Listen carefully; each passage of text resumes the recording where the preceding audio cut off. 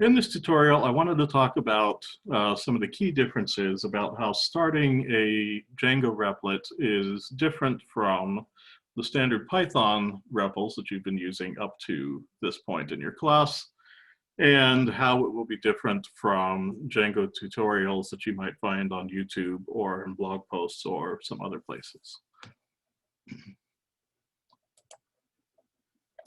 So Replit has a Django template built in, ready to use for you.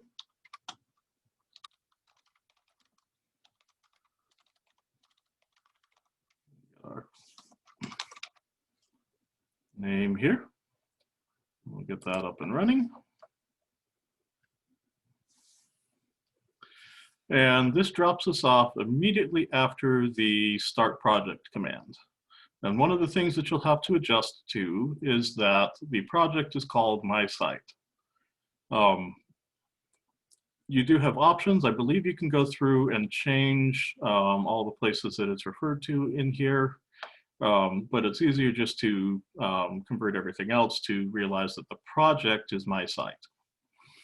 This is not to be confused with the apps that you can create as part of a Django project, which you will be able to name as you work through this. So this is immediately after the start project command and before you might have executed any start app command.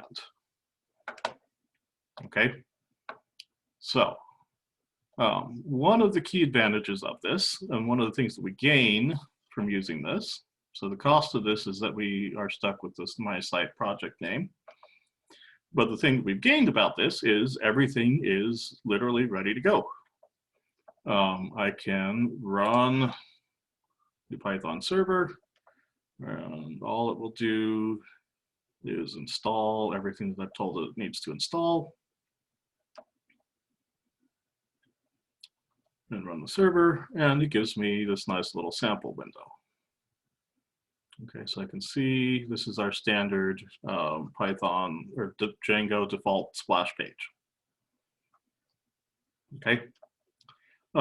Now, this frees us from having to work with virtual environments. This REPL, or this Replit, is already its own little self-contained, almost a virtual machine, but it's basically a little contained environment. And we have control over a lot of things. A lot of these packager files down here control versions and everything, so we don't have to worry about that shifting under us, which was one of the main reasons for using virtual environment and all of that kind of stuff. Now, a couple of things that are different here. We'll come back to this sample window in just a minute, but I did want to cover that this console here is no longer a Python console. So if I wanted to say print hello, which would have worked in any console that you've used in any Python REPL up to this point, but if I try to execute that, we see that we have a bash syntax error. So this console is not a Python interpreter anymore, it is actually a bash console. And so it should give you exactly the same behavior as you would get under the shell. Okay, so we have a bash shell running here instead of a Python interpreter. So that's one thing you need to be aware of. What that does mean is that this is where we would run all of our standard Python commands. So Python manage.py-migrate. Go ahead and run. And we can do Python manage.py create super user. I'll call myself EWC Wilson. And email address.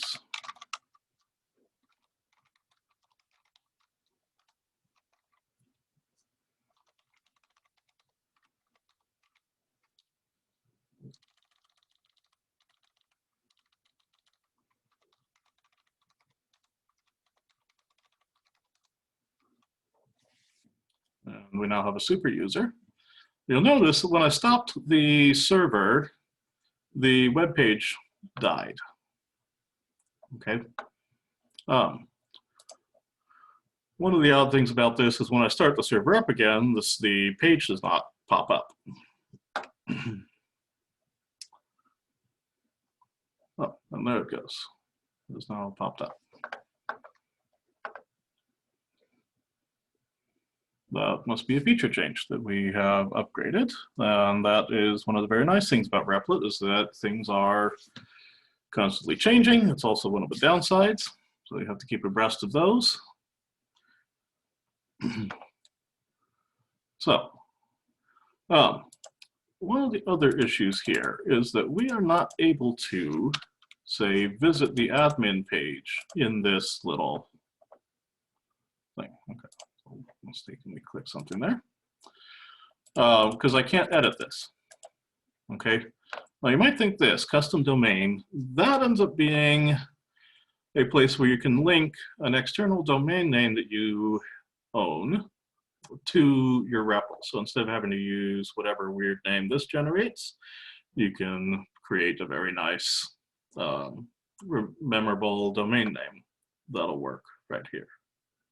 Okay, so the only way to get to the admin page for a Django REPL like this is this one. We need to open it in a new tab. This does also work if you can copy and paste this address, but this button is convenient. I'll zoom this back in for you. And if I then go to /admin, I can now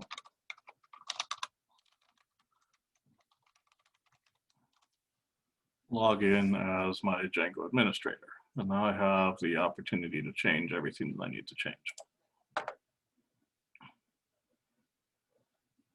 Okay. So that's another thing that students will need to know almost immediately, is how to get to their admin page.